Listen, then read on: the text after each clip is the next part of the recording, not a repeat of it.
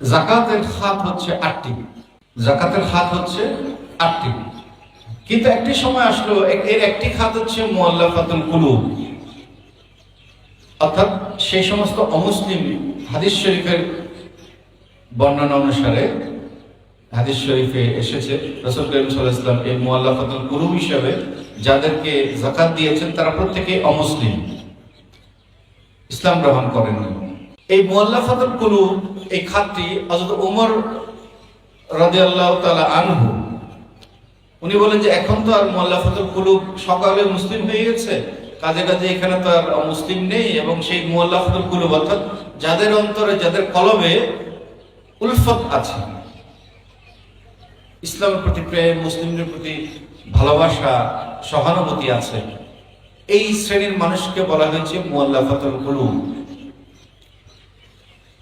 উনি বলেন যে এখন তো সেই শ্রেণীর মানুষ আর নেই, কাজে কাজে এই শ্রেণীকে এখন আর জাকাতের অন্তর্ভুক্ত করার কোনো কারণ নেই। উনি এটিকে বলেন যে এখন যেহেতু অন্য 7টি খাতই জারি থাকবে, আর এটি এখন যেহেতু এটির গ্রহীতা নেই, কাজে কাজেই এই খাতটি আর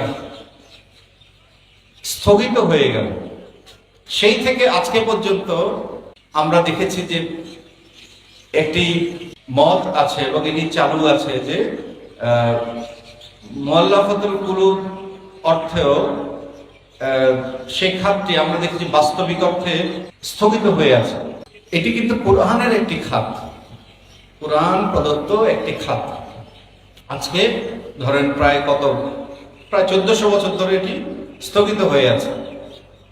প্রথম কথা হচ্ছে বোঝা গেল যে এটি ছিল হযরত ওমর রাদিয়াল্লাহু তাআলা আনহুর একটি ইজতিহাদ।